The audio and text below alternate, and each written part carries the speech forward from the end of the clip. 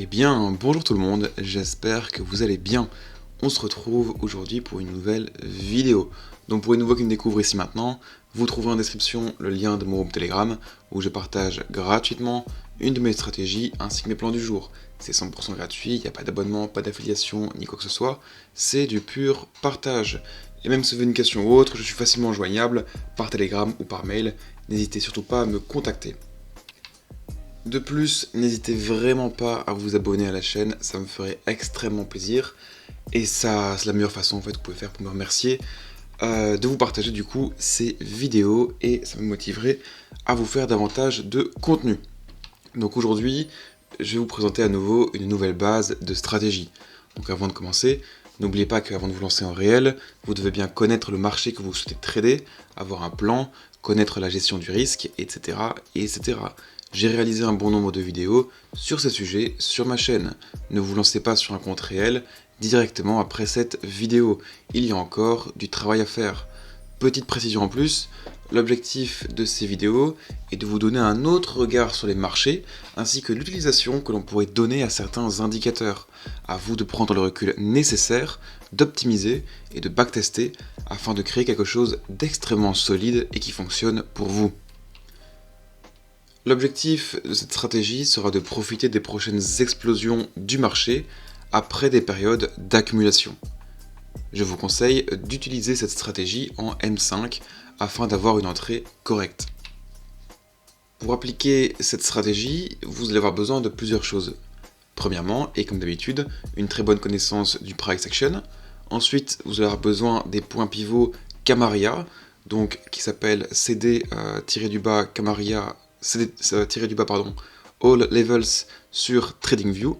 Donc ils sont différents des points pivots classiques et par conséquent, leur interprétation y est aussi différente. Nous verrons comment les utiliser juste après. Et enfin, vous devez aussi bien identifier le contexte du marché, donc les supports, les résistances, les niveaux clés, etc. etc. Donc avant d'aller sur nos graphiques, je vais vous expliquer brièvement l'interprétation que l'on peut donner à ces points pivots. Donc comme vous pouvez le voir ici, il y a de nombreux niveaux. Donc pour cette stratégie, nous allons uniquement utiliser les niveaux H3 et H4, ainsi que le L3 et le L4. Donc si le prix se trouve entre le niveau H4 et L4, on pourra considérer que le prix évolue en range. Si la H4 est brisée, cela signifie que nous avons un potentiel signe de tendance haussière. Si maintenant la L4 est brisée, cela signifie que nous avons un potentiel signe de tendance baissière. Donc on se retrouve maintenant sur nos graphiques pour identifier les configurations que l'on va rechercher. Donc nous voici devant nos graphiques. Donc je vais vous expliquer, comme la dernière fois, les différentes conditions d'entrée des configurations que l'on va rechercher. Et ensuite on verra différents exemples de positions acheteuses et vendeuses. Donc tout d'abord, comme première condition d'entrée, il faut que la H4, donc ici tracée en jaune, et la L4 doivent se trouver à l'intérieur de la S4 et de la R4 de la veille. Ça signifie tout simplement qu'un range est potentiellement en train de se créer et qu'on a une phase d'accumulation avec une potentielle future explosion. Donc comme vous pouvez le voir ici, si nous sommes actuellement, vous savez quoi, je vais faire ça directement avec vous, hop, ce sera plus simple. Voilà. Supposons que nous sommes le 23 août, la journée a débuté, et comme vous pouvez le voir, la H4 et la L4 se trouvent à l'intérieur de la H4 et de la L4 de la journée précédente. On a donc notre première condition d'entrée.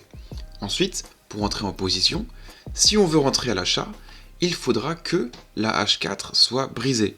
Si maintenant on veut rentrer à la vente, il faudra que la L4 soit brisée.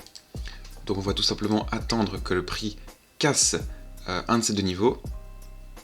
Très bien. Le prix ici a parfaitement cassé la H4.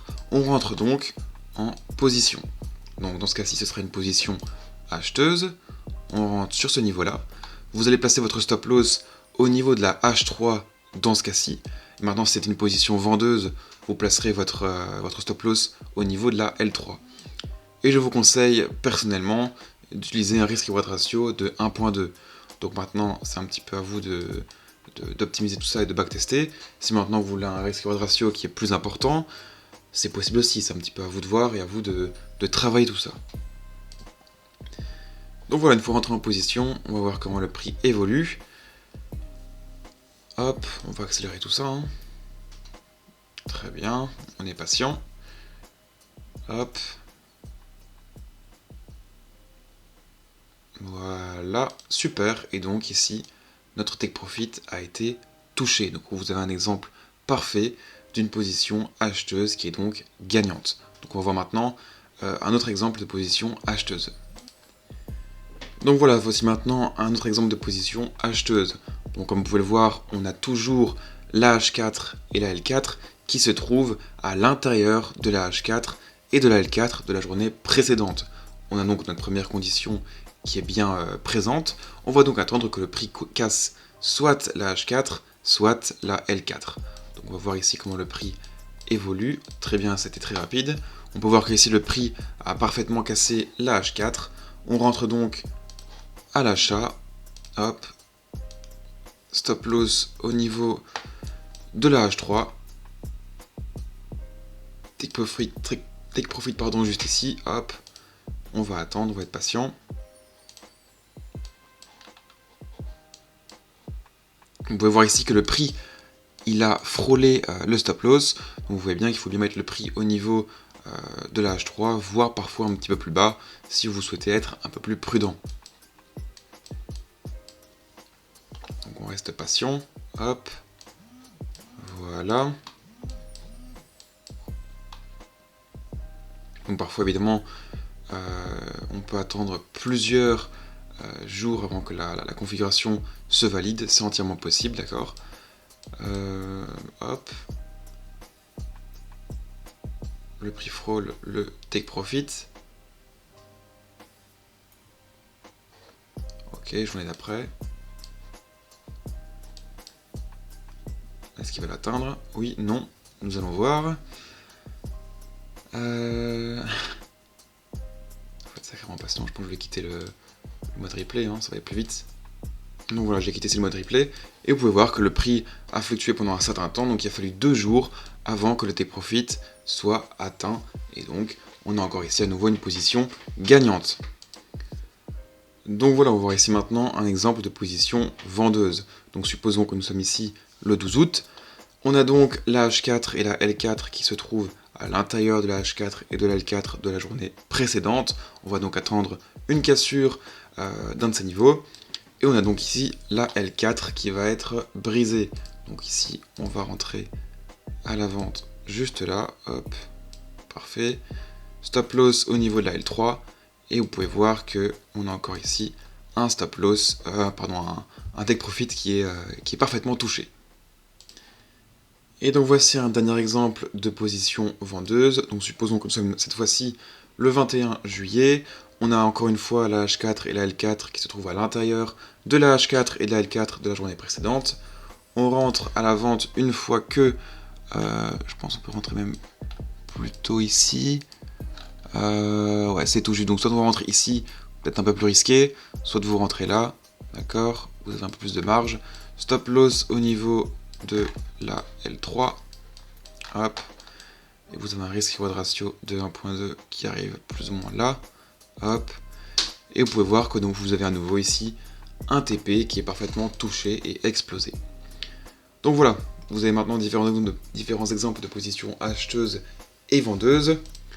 Bien sûr, c'est une stratégie qui ne marche pas d'accord à 100%. À vous, encore une fois, comme j'ai déjà expliqué, de bien travailler tout ça, d'optimiser, de backtester. Comme ce sont des configurations qui n'apparaissent pas très souvent, je vous conseille éventuellement de travailler sur plusieurs marchés à la fois et de voir les marchés qui sont les plus efficaces. Et là, vous avez du coup un ratio gain-perte qui est le plus intéressant. Donc, comme je l'ai expliqué à chaque fois, n'oubliez pas que c'est une base de stratégie, il y a encore du boulot. Si c'était aussi simple, tout le monde serait gagnant. À vous maintenant d'ajouter d'autres éléments, d'autres conditions d'entrée, etc., etc. N'oubliez pas que tout est possible. Mais n'oubliez surtout pas de constituer votre plan, d'exécuter votre plan, de tenir un journal et d'optimiser votre plan. C'est en suivant ce processus avec rigueur et discipline que vous deviendrez rentable sur les marchés. Donc voilà, merci beaucoup d'avoir regardé cette vidéo. N'hésitez pas à liker, mettre un commentaire, vous abonner, ça me ferait extrêmement plaisir. Et j'espère que cette vidéo vous aura aidé et qu'elle vous aura donc inspiré. Donc voilà, merci à vous. On se retrouve la semaine prochaine pour une autre vidéo. N'hésitez pas aussi à me soumettre vos idées de vidéos en commentaire. Et je tiendrai compte de tout ça. Donc voilà, merci à vous, bonne semaine et bon trade. Au revoir. Nouvelle vie, nouvelle aventure.